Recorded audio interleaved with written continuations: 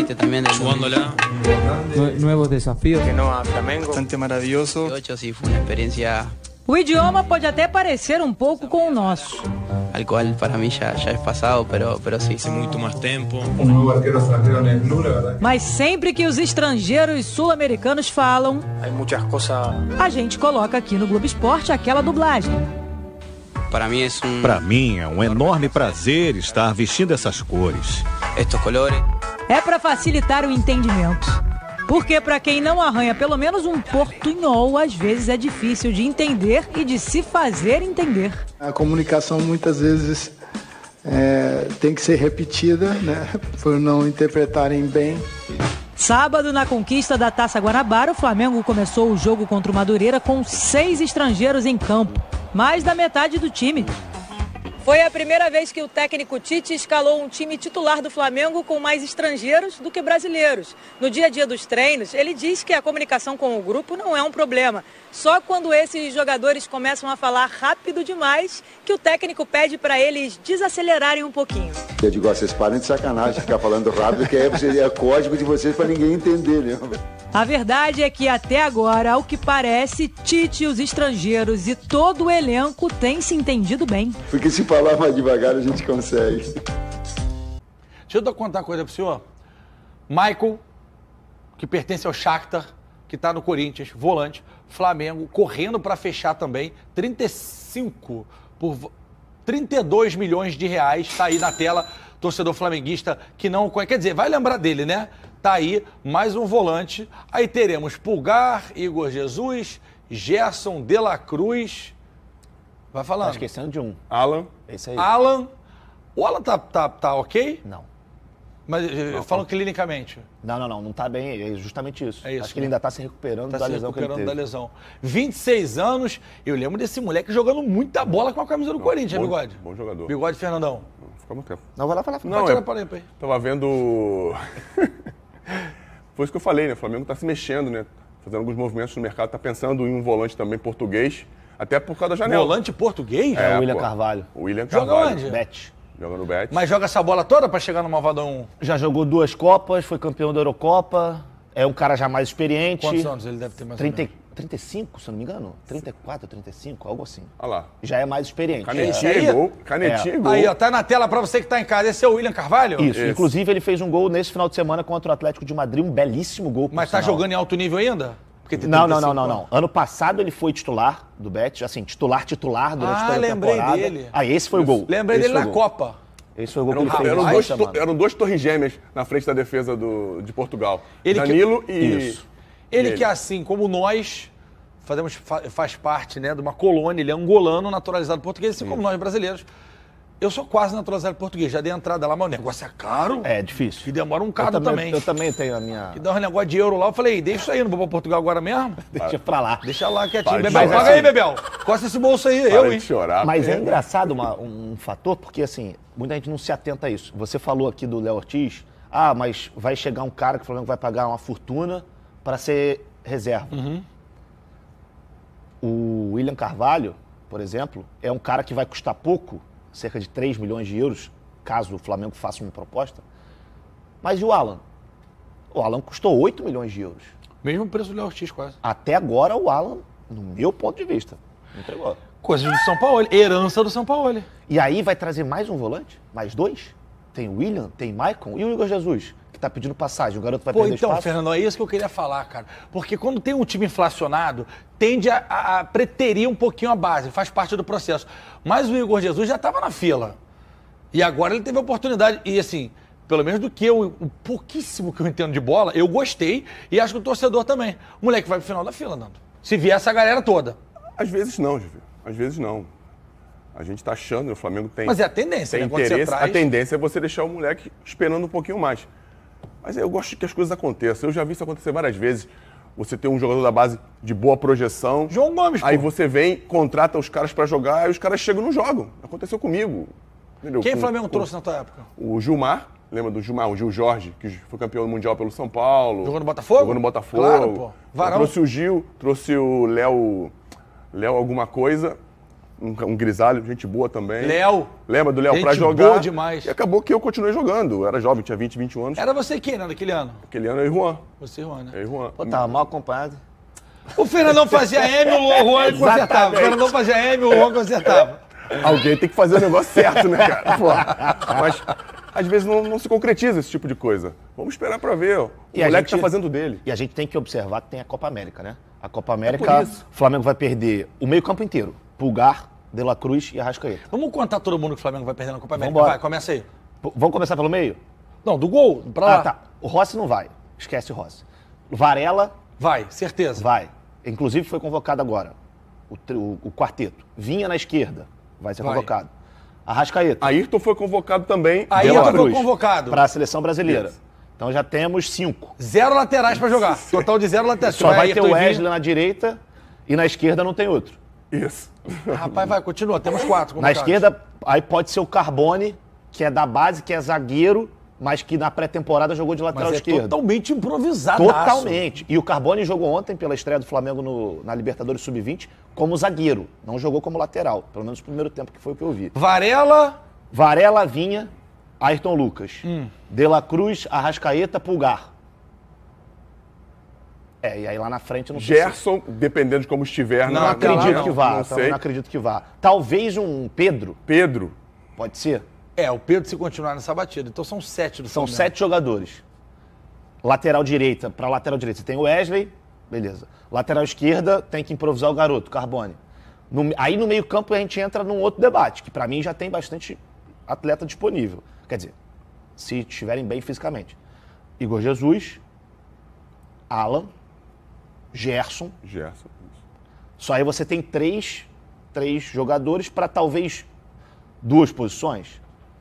Os dois homens do meio. Ou até para 3 mesmo. Empurra o Gerson para frente para a posição do Arrascaeta. O Gerson volta em 2 meses. O Gerson volta a treinar com bola talvez em maio. Não sei se durante a Copa América ele já vai... É junho? A Copa América é junho. Se ele já vai estar voando. Mas aí vai no sacrifício, não tem jeito. Não tem outro então, jogador. Aí a gente lembrou que 3. Quem vai ser o Arrascaeta quando... Pode usar o Gerson. Talvez seja o Gerson. Porque aí eu acho que ele pode fazer o meio-campo com esses 3, Igor Jesus, Alan e Gerson. E aí lá na frente mantém Cebolinha, Luiz Araújo. E aí se o Pedro for convocado, tem o Gabigol. Aí também ele pode usar o Gabigol como meia, como jogou com olha só, a gente tá falando do Pedro, mas o próprio Gabigol pode estar numa convocação dessa. A gente não sabe o que pode acontecer. Se o Gabigol entra dizendo a fazer gol no Brasileiro, já na Libertadores, Copa do Brasil... É um cara que não precisa mais mostrar nada pra ninguém. Não, e o Gabriel tem, no mínimo, o respeito do Dorival por isso tudo sem brincadeira. Que ele fez. Eu adoro o Pombo, eu adoro o Richarlison. E ele tá na Europa e tudo mais. E o Gabi não deu certo lá e o Pedro também não deu certo lá. Mas entre, de verdade, Pedro, Gabigol e Richarlison, eu fico numa dúvida de verdade. Eu tenho dúvida. Não é uma coisa sumária. O auge dos dois, eu prefiro o Gabigol. No auge dos dois, eu prefiro o Gabigol. O auge do Pedro também, aquela Libertadores? O auge do Pedro e do Gabigol, eu fico mais na dúvida. Eu acho que...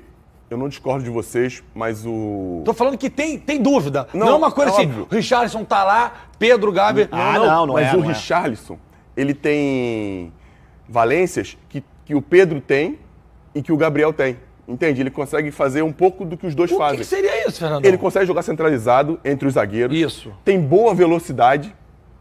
Recompõe muito. Recompõe bem. Se precisar, ele consegue ir pro lado do campo e ajudar. Mas aí eu acho que... Enfim... Dentro de uma forma coletiva... Você fica com esse tempo que zagueiro tem que marcar, que atacante tem que marcar também. Atacante tem que fazer gol. Negócio de atacante tem que marcar. Então bota zagueiro, pô. Bota o Militão lá com 9 lá, pô. Mas vamos falar de Arrascaeta.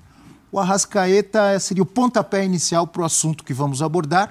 Jogadores que vêm brilhando no futebol brasileiro, vêm tendo boas campanhas, apresentando bom futebol nos seus clubes, mas que por um motivo ou pelo outro não interessam ou talvez não vão jogar na Europa. Alguns que já estiveram lá, como Pedro, por exemplo, Gabigol, Paulinho, que continuam fazendo um bom papel nos seus clubes no futebol brasileiro, no caso desses citados Flamengo e Atlético Mineiro. Será que ainda tem futebol para voltar para a Europa? Será que algum clube europeu se interessaria ainda por Rafael Veiga, por exemplo, jogando muita bola no Palmeiras, sendo convocado frequentemente para a seleção brasileira? Para iniciar esse assunto, vamos acompanhar o que disse o Arrascaeta numa entrevista que ele deu para o Canal 10, lá no Uruguai. Tá aí, ó. Arrascaeta disse o seguinte: hoje em dia, por conta da minha idade, ele já tem 29 anos, né, o Arrascaeta? Isso. É muito difícil uma equipe grande, de prestígio da Europa, investir em mim. Porque para sair do Flamengo é difícil, a cláusula é alta. Então, para ir para uma equipe que talvez na Europa não luta por coisas importantes, é capaz que não me motive muito. Ali embaixo está o nome do programa, ó. Programa Punto Penal, Canal 10 de Uruguai. Continua o Arrascaeta. O que eu sempre decidi é estar como no Flamengo, lutando por coisas importantes. Estou mais ou menos me baseando nisso. Obviamente, as portas nunca se fecham. Mas acho que isso é um pouco mais difícil neste momento da minha carreira. Disse o Arrascaeta, Eugênio Leal. Ele deu uma declaração que mostra assim, a consciência dele em relação à própria carreira. Ele está sabendo se situar, sabe onde ele está, sabe quais são as perspectivas dele. E é isso. O mercado não acolhe mercado europeu, como ele falou. Quando a gente fala de Europa aqui, pelo menos eu acho que esse é o ponto de partida. Os grandes clubes europeus. Porque ele coloca ali, para ir para um clube lá que não vai brigar por nada, eu prefiro ficar no Flamengo que briga por grandes títulos. E isso é uma declaração que se aproxima do que o Vinha falou recentemente, quando saiu lá do Sassuolo e veio para o Flamengo. Falou assim, aqui no Flamengo eu vou estar brigando pelos títulos. Lá não. E esses jogadores que têm uma boa capacidade técnica ofensiva, para eles interessa jogar em equipes que são dominantes, que buscam o ataque. Mas você vai para um time pequeno na Europa, aquele time vai ficar todo na defesa. Um paralelo aqui, o Caleri. Né? O Caleri joga no São Paulo, um time grande que vai buscar os títulos. Na Europa, ele jogou em vários times pequenos, então a bola quase não chegava para ele ficava lá sozinho. O Caleri tem pouco gol, então jogava no Alavés, no Las Palmas, sabe? E lá a bola não vai chegar mesmo, que são times pequenos. Então, é mais interessante estar aqui na América do Sul, num gigante da América do Sul, e disputando os títulos e tendo a possibilidade de jogar, mostrar seu futebol, o seu talento, a sua qualidade. Dinheiro ele está recebendo do mesmo jeito. Então, eu ia colocar só esse o Flamengo paga muito bem. Ou alguns detalhes que influenciam no pensamento ou na decisão de cada jogador. Um deles é a questão financeira. Às vezes o cara sai de um clube vencedor, como você falou aqui, que está sempre disputando títulos, etc., como um Flamengo no Brasil ou na América do Sul, e vai para um pequeno na Europa por alguns motivos. Um deles, às vezes, é o financeiro. Para o cara vai valer mais a pena. Talvez não seja o caso do Arrascaeta, porque o Flamengo chegou num nível hoje que a gente sabe que tem jogadores que ganham salário de nível europeu. Sim. Talvez não tanto, mas que eles conseguem viver bem e juntar um bom dinheiro. E tem um outro aspecto, que às vezes faz com que o cara pense diferente do que pensa o Arrascaeta. Tem muito jogador que tem o sonho de um dia pisar, jogar num clube europeu, nem que seja pequeno. Foi o caso do Scarpa, né? Foi o caso do Gustavo Scarpa, que já um pouco mais velho... Com a cidade dele. 29 anos ele foi para a Europa. Foi para lá com 29 anos. Então. Com uma situação de contrato livre, né? Que aí o favoreceu muito essa mudança. Porque não seria o caso do Arrascaeta. Duvido que por mais que o Scarpa tenha sido bola de ouro naquele contexto, mas se ele tivesse valorizado com um contrato duradouro, não sei se o Nottingham Forest pagaria um investimento. Não que o Scarpa não tenha bola para ter tentado, embora não tenha dado certo, ou o Arrascaeta não tenha bola para ir.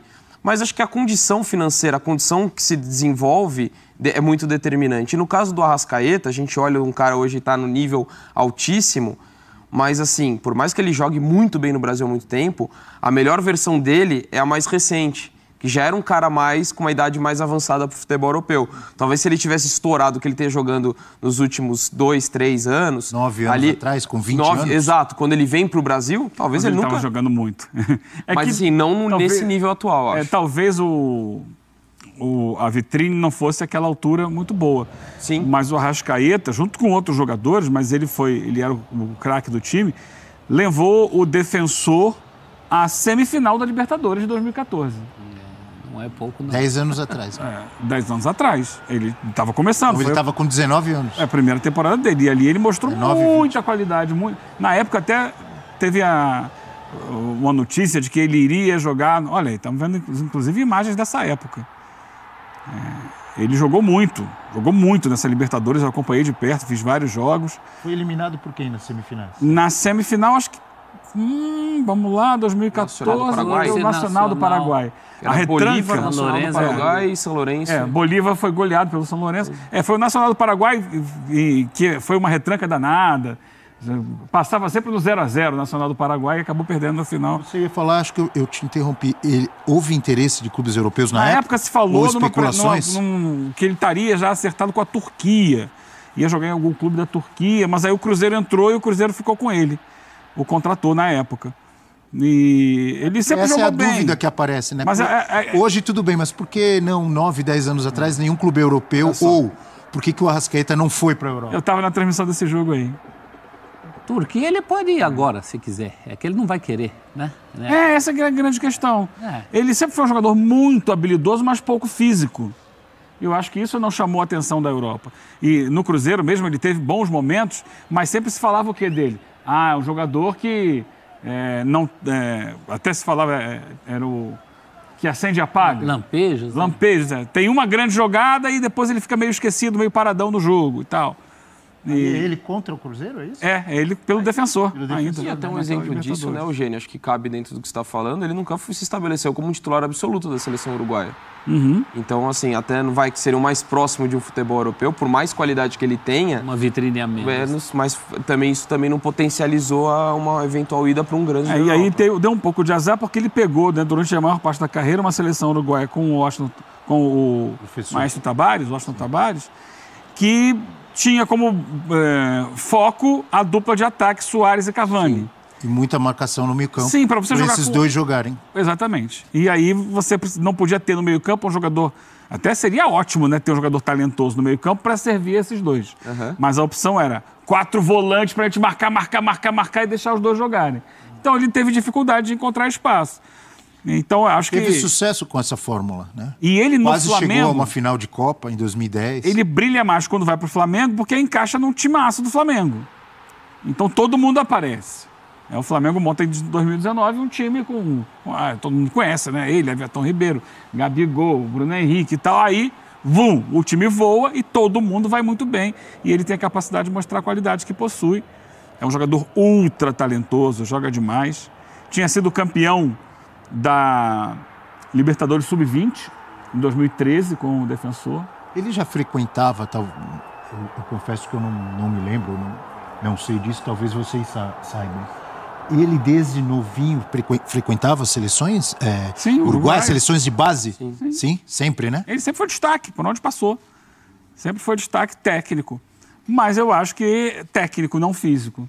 E talvez essa falta de constância dele física não tenha atraído o futebol europeu, porque talento ele tem de sobra. Né? A questão é que os europeus mudaram o foco, né? Eles pegam no nascedouro, pegam os jogadores, novinho, né? E os jogadores muito excepcionais, assim, que talvez justifiquem essa perda da questão física.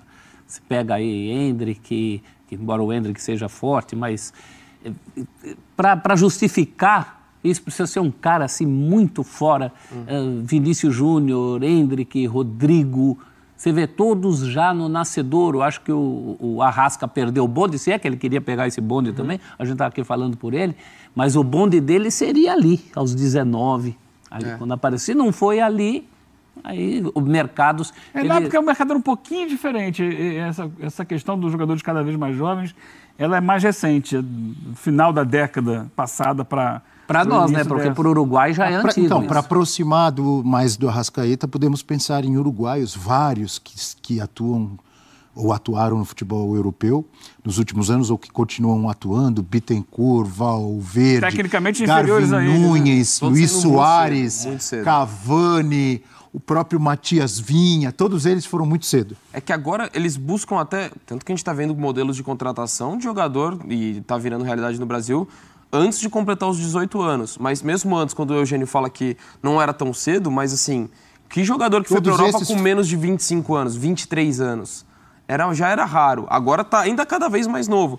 E o Uruguai também se enquadra. Todos esses exemplos que você falou, todos foram embora do Uruguai. Qual é o nome do lateral esquerdo que jogou a Copa, sem ser o Vinha, o outro, que jogava no Napoli? O Matias Oliveira. Oliveira, também, né? Também, já tá. Assim, ele poderia ter ido. Sim. Quando joga a Libertadores sub-20 e se destaca, quando em 2013 e quando em 2014 joga uma grande Libertadores com 19, 20 anos. Poderia ter ido. Sabe? Às vezes também, a Europa não acerta em todas as contratações. Tem jogador que vai para lá e não funciona. Não, tem jogador que deixa de ir. Ele, se tivesse ali algum clube europeu ser mais atento, poderia tê-lo levado e tê-lo adaptado ao ritmo do futebol europeu. Porque outros jogadores, muitos jogadores uruguaios, infinitamente inferiores a ele, tecnicamente, estão jogando na Europa. Estão jogando na Europa. Mas, talvez pela questão física. Agora, por exemplo, o Damian Soares era mais ou menos dessa época dele. Jogou no Defensor também, esse que voltou agora para o Botafogo, é um pouco mais velho. Damian Soares jogou a vida inteira. Mas jogou muitos anos onde? No Retafe. Eu acho que talvez o Arrascaeta não quisesse jogar no Retafe. Sabe quem agradece, professor Celso Zelt, por Arrascaeta não ter ido para a Europa esse tempo todo? O futebol brasileiro. Nós que temos a oportunidade de desfrutar do futebol maravilhoso de Arrascaeta. O Cruzeiro, especificamente, e o Flamengo também. Obviamente, os torcedores desses dois clubes agradecem, não agradecem? Não só o Arrascaeta, mas outros nomes que a gente vai discutir aqui. Né? É bom tê-los aqui, não é? É um oxigênio para o nosso futebol. Eles enriquecem o futebol brasileiro. Senão nós íamos ficar só com o pouco que os garotos jogam aqui, os Hendricks e Vinícius Júnior da vida. Veteranos ou os veteranos já voltando, né, naquela condição que não é o melhor da carreira deles. Inclusive temos tela com informações, números de Georgian de Arrascaeta, jogador de bola. Os íntimos chamam ele de Georgian, né? Não, porque o Georgian... Quando eu falava do nome dele na época, lá as pessoas, cara, que nome estranho, esse cara não joga nada e tal. Olho no garoto. Só pelo nome, A galera torcia o nariz só pelo nome? Do Cruzeiro, ele foi mais de Arrascaeta do que só Arrascaeta, né? Desde que chegou ao Brasil, no Cruzeiro, 186 jogos com 49 gols. Olha, a média de gols é exatamente a mesma. Que coincidência, né?